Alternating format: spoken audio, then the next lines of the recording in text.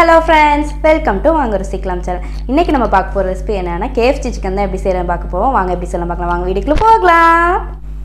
So நம்ம இப்போ first அதுக்கு என்னென்ன பொருட்கள் தேவைன்னு பார்த்துக்கலாம். ஃபர்ஸ்ட் நான் chicken எடுத்துர்க்கேன். chicken 1/2 kg எடுத்துர்க்கேன். and maximum கடையில எல்லாம் பாத்தீங்கன்னா எல்லாமே powder garlic powder, ginger powder எல்லாமே அத தான் யூஸ் பண்ணுவாங்க. நம்ம வீட்ல வைக்கிற பொருளை வச்சு தான் பண்ண போறோம். சோ நான் garlic ஒரு மீடியம் பீஸ் ginger ஒரு மீடியம் பீஸ் எடுத்துர்க்கேன். and garlic ஒரு 4-5 பல்லு எடுத்துர்க்கேன். 4-5 பல்லு garlic எடுத்துர்க்கேன். அதே மாதிரி சின்ன வெங்காயம் அதே மாதிரி 5 சின்ன வெங்காயம் எடுத்துர்க்கேன். தயிர் பாத்தீங்கன்னா ஒரு 250 ml எடுத்துர்க்கேன். மிளகாய் தூள் எடுத்துர்க்கேன். மிளகாய் தூள் 2 டீஸ்பூன் எடுத்துர்க்கேன், டேபிள் ஸ்பூன். அப்புறம் சைனா சால்ட், அதாவது என்னன்னா அஜினோமோட்டோ எடுத்துர்க்கேன். அஜினோமோட்டோ நான் KFC ஃப்ளேவர் வரணுங்கிறதுக்காக நான் அஜினோமோட்டோ எடுத்துர்க்கேன். இதுவே டெய்லி செஞ்சு இல்லை ஆல்ரெடி அடிக்கடி செஞ்சு சாப்பிட்றாருந்தா அஜினோமோட்டோ யூஸ் பண்ணாதீங்க. ஏன்னா அஜினோமோட்டோ அவ்வளோ உடம்புக்கு நல்லது கிடையாது. அதனால் அஜினோமோட்டோ யூஸ் பண்ணாதீங்க. அப்புறம் ஒரு லெமன் நான் 2ஆக கட் பண்ணி எடுத்து வச்சுருக்கேன். பெப்பர் எடுத்து வச்சுருக்கேன். அண்ட் தேவையான அளவு சால்ட் எடுத்து வச்சுருக்கேன். வாங்க எப்படி செய்யலாம்னு பார்க்கலாம். இப்போ நம்ம கிரைண்ட் பண்ணிக்கலாம். இஞ்சி,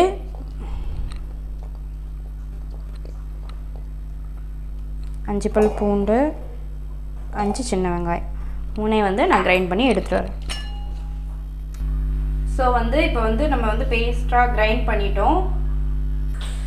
ஓகே, இப்போ நம்ம ஒரு மிக்சிங் பவுல் எடுத்து அதில் 250 ml தயிர் ஆட் பண்ணிக்கலாம்.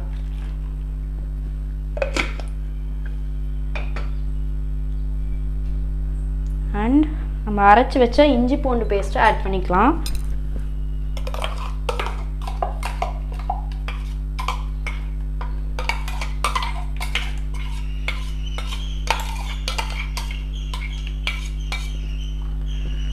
ஆட் பண்ணியாச்சு.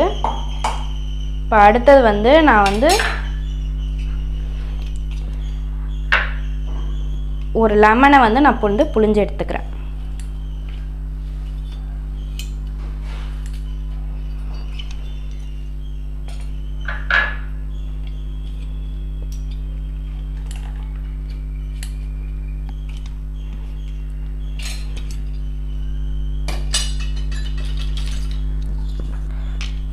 இப்போது 2 டேபிள் ஸ்பூன் அளவு மிளகாய் தூள் சேர்த்துக்கிறேன்.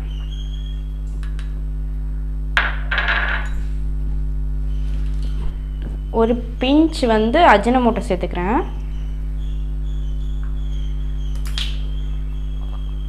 பெப்பர் இதில் கொஞ்சம் தாராளமாக சேர்த்துக்கிட்டிங்கன்னா டேஸ்ட் ஃப்ளேவர் நல்லாயிருக்கும். ஓரளவு சேர்த்துக்கோங்க. அண்ட் தேவையான அளவு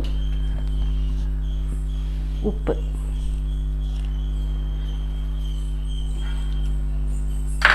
இப்போ நான் எல்லாத்தையும் நல்லா மிக்ஸ் பண்ணிக்கலாம்.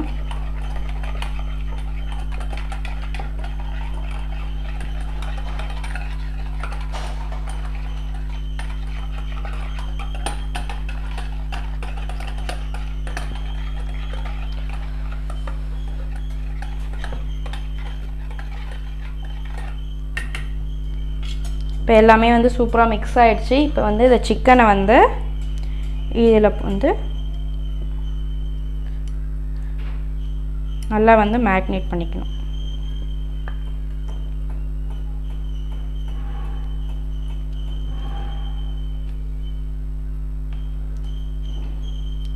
இதை நம்ம இப்போ ஒரு 2 hours மேரினேட் பண்ணி வைக்க போகிறோம்.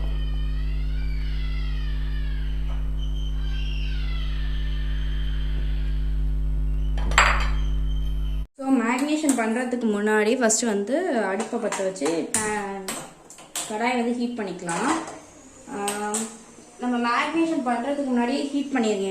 எண்ணெய் எப்படி இருக்கணும்னா ஃபுல்லாக இருக்கணும். அந்த சிக்கன் பீஸ் அப்போ தான் போய் கீழே ஒட்டாது. அது மாதிரி இருந்தால் தான் உங்களுக்கு நல்லாயிருக்கும். ஃபுல்லாக ஆயில் சேர்த்துக்கலாம்.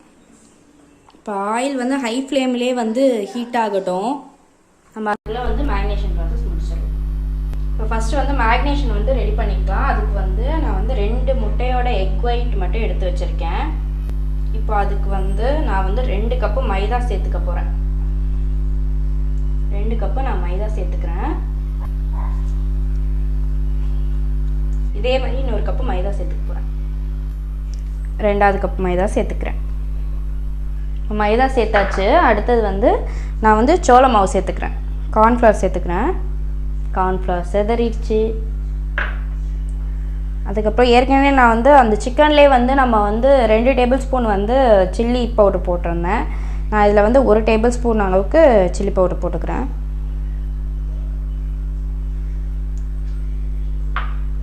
அண்ட்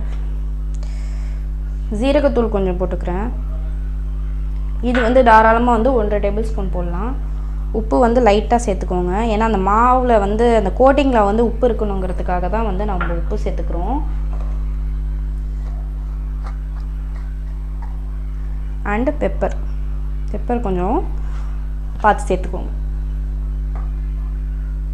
இது எல்லாத்தையும் வந்து நம்ம இப்போது மிக்ஸ் பண்ணிக்கலாம்.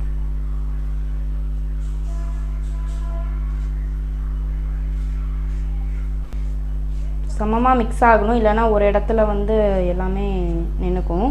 ஸோ எல்லாத்தையுமே வந்து நல்லா மிக்ஸ் பண்ணி விட்டுக்கோங்க.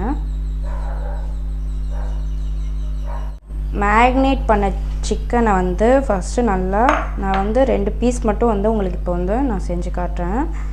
இப்போ மேக்னேட் பண்ண சிக்கனை லைட்டாக வந்து நம்ம எக்கில் ரெட்டி போட்டு வச்சு ஓரமாக பண்ணுங்கள். ஏன்னா வந்து நம்ம வந்து 2-3 வாட்டி நம்ம வந்து டிப் பண்ணுற மாதிரி இருக்கும்.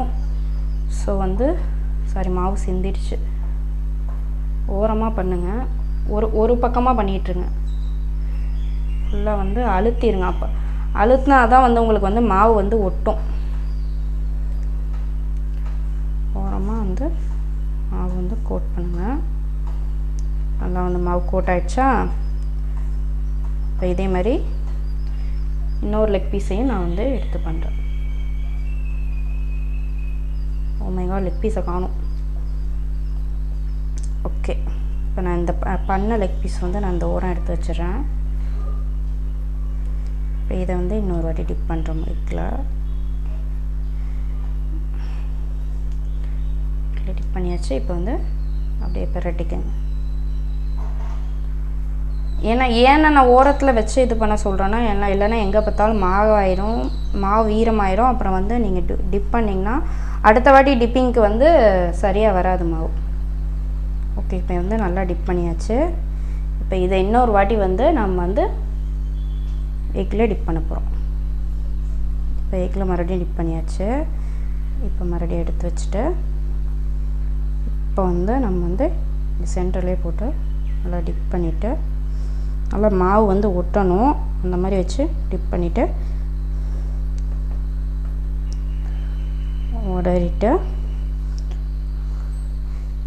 உதறி எடுத்து வச்சாச்சு. அதே மாதிரி இதையும் டிப் பண்ணி உதறி எடுத்து வைக்கப்போம்.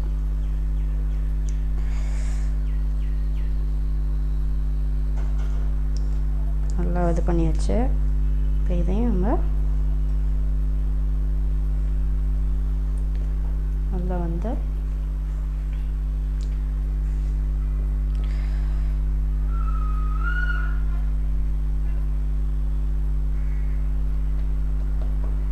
இப்படி உதறினீங்கன்னா இந்த மாதிரி வரும்.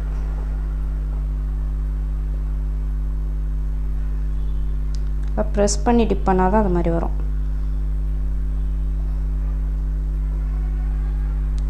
இப்போ வந்து 2 சிக்கனையும் வந்து நாம் ஃபுல்லாக வந்து கோட்டிங் பண்ணி எடுத்து வச்சாச்சு. இதை வந்து வேறு பிளேட்டில் மாற்றிடலாம். இப்போ வந்து ஆயில் வந்து நல்லா ஃபுல் ஃப்ளேமில் தான் இருக்குது. இப்போ நம்ம இந்த சிக்கனை போட போகிறோம்.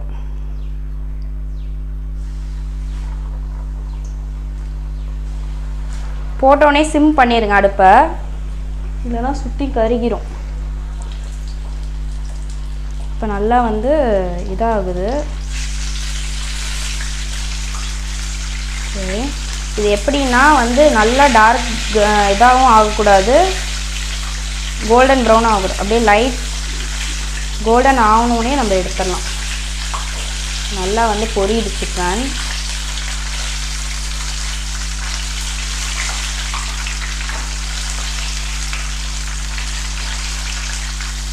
கொஞ்சம் டார்க்காக ஆனதுக்கப்புறம்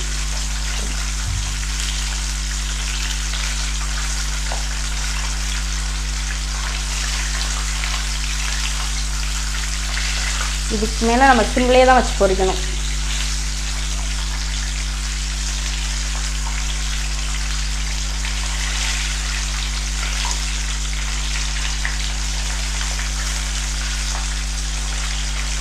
ஸோ இப்போ லம்ஸ்லாம் அடங்கி வந்து நல்லா வந்து இந்த சிக்கன் வந்து நல்லா வந்து இதாகிடுச்சு பாருங்கள். இப்போ எவ்வளோ ப்ரௌனாக எவ்வளோ சூப்பராக வந்திருக்குன்னு. இப்போ நான் அதை பிளேட்டில் ட்ரான்ஸ்ஃபர் பண்ணுறேன். ஸோ இப்போ ஃபைனலி நாங்கள் வந்து KFC சிக்கன் பண்ணிட்டோம். சரியா, இப்போ வந்து எங்கள் கிருத்திஷ் சாப்பிட போகிறாரு. சாப்பிடுங்க.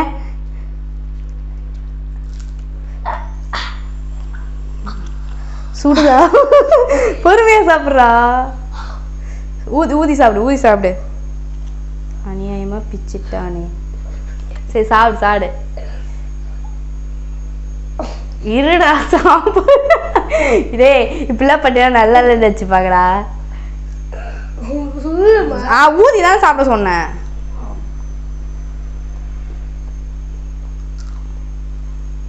திங்கிறது பாரு. நல்லாக்கா? கிறிஸ்பியாக இருக்கா? முறுமுறுன்னு.